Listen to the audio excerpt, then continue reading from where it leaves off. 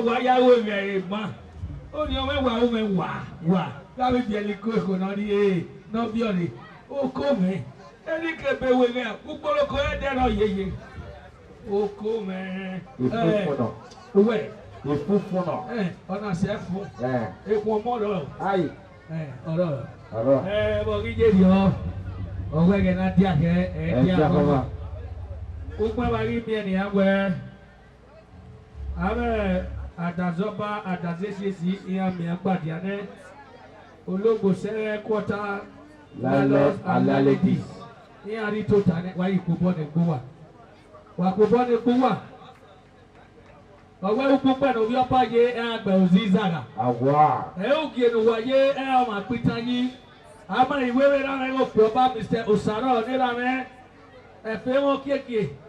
Yeah, Baba wey dey smart, daddy go when we were here, your matter. Ọwẹ́ no gbọ́ ma kẹ́fì, òdi wègbè, ẹ̀ ọ́gì màmá.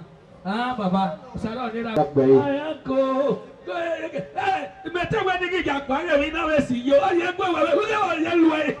Òwe kọ́ ẹ̀ ọlùmí kò gbẹ́ o. Kò ikọ̀ gbọ́ ẹ̀ ọ̀gá lu ẹ̀ ẹ̀ka òwì èkì. Ẹ̀ mọ̀ ẹ̀yà jẹ́ mi kẹ́ òwe. Ọ̀gá ni ojà gbogbo mẹ́rin náà ọ̀gá bẹ́ẹ̀ ni ìjẹ́ náà tẹ ìyá yíra yé àwa ni ìdígò yìí mọ̀ bọ́lá aṣọ́gbó dọ́ọ̀bì akẹ́kẹ́ mi kẹ́wẹ́ rúdà bẹ́ẹ̀ni náà gbọ́ mẹ́ sábà ẹ̀gùn ẹ̀mí kó náà fọ ẹ̀kẹ́ sọ wáyé sápá náà yà láti àwọn níbi. ẹ̀rẹ̀ náà dí àwọn wọ́n á fi wà pé Nigeria Junior nálà àwòmọ̀ ìyàwó. Nigeria Union of Profession. Yes, yari abujo. Okay, damo. Wa damo àwa oruwa mawo football mawo. Oruwa pana me mi ro seje. Uwa to wa po ne gbowa. Mana ti aya we ri ari awe ri amwe. Mana ma ya mo cup mana ya mo postless. Na mi do ya kwa me wa. Ari ya ri kai wa. Nigeria Junior. Uwa to mami ya wa de ni awa ma mi go ji ata o. Efe guwa. Efe guwa. Efe guwa benu pọ̀gbọ́ ẹ̀ ọ̀sìlù pọ̀ kàmẹ́ ẹ̀ chairman wíìtú ẹ̀ wá chairman dọ́mọ lálọ́ọ̀dì mẹ́rin tóta olóògbò sẹ́rẹ́ kwọ́tà lálọ́ọ̀sálẹ́dì ọ̀rí tóta ọ̀rí ró ní mẹ́nẹ̀gbọ́n ẹ̀ ti mẹ́yìn mọ́ bọ́ yín nẹ̀rọ ẹ̀ sọ̀gbọ́n náà mi kọ́ bọ́ wẹ́ nọ́ọ̀fin. ọ̀rùdà yẹn mọ́ bọ́ ọ̀nà mi wẹ́ nọ́ọ̀fin rójò dẹ̀nà rí bàbá ìtòrìà ọkùnrin náà wà tọ̀ ló mú yọ bọ́ ọ́ mi ò máa ń lo ẹ̀ náà.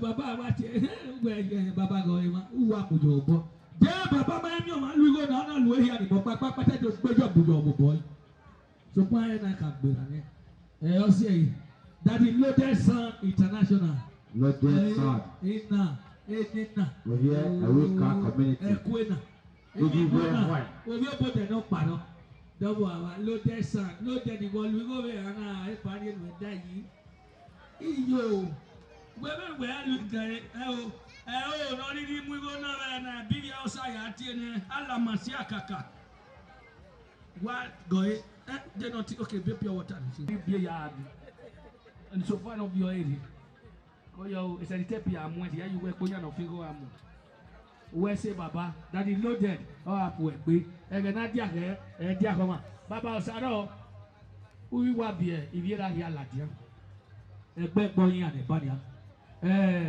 Dege ìdùnnú ìyàrá ìmáyé olóògbò sẹ́rẹ́ kọta ìdùnnú náà máa ná ti hàn rè ìmáyé ti hàn ṣùgbọ́n ọ̀sẹ̀ mi hàn wà ìkẹ́ wò rí rẹ̀ kì í dùnnú náà rè adùnlélu wà zùgì ètò n'azẹ́gi awẹ́ kékeré àìkẹ́ àti ẹ̀ka ló bí ọ̀pọ̀pà ọ̀kadì bàbá wẹ́ bí ọ̀yì èké náà bàbá mẹ́tò bí mẹ́mẹ́ gbàgbé níyà.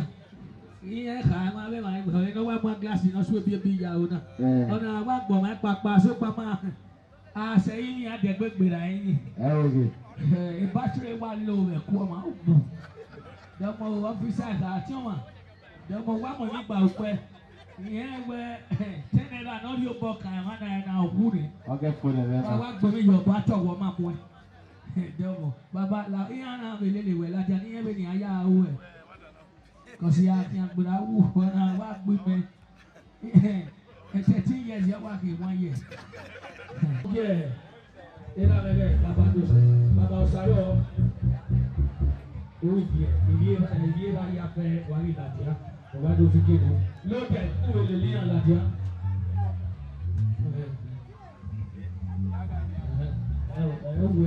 Ma wo bi o ka pe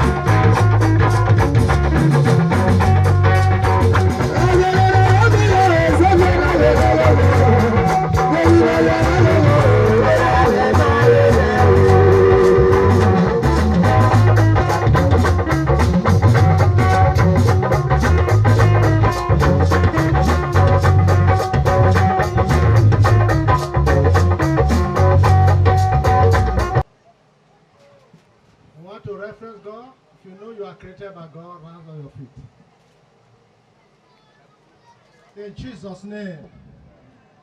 Father, we thank you. We give you glory. Thank you, Lord. We bless you because you are God.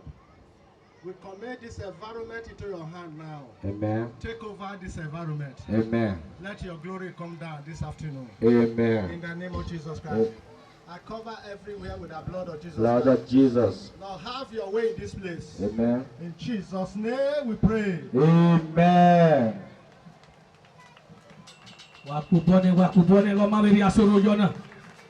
Kwa ni ahia wado. Ibino ne nagbe osomo bone on the 28 no gboma okefe. Ai doleleze ugedo kinyeke imiera ya no miro iyeke awado ko ekugbe wahia wa wesi. Ologbo fere lalos Alalodis. Wa wesi. Onigo you pay guitar wa meyin wa no so boyo. Eya ku ejo ne.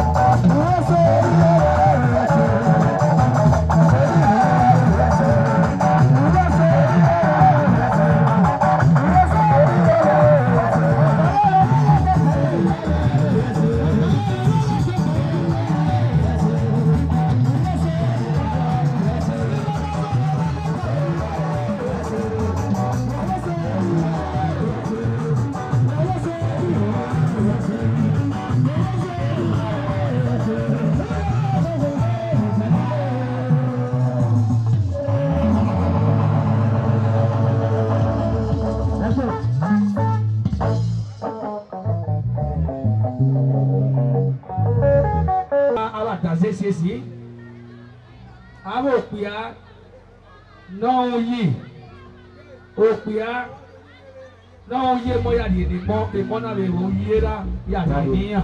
Oh yes. Iya no gabe Nigeria Junior Pensioners. Oh yes. Iya e o geri so igbe wa.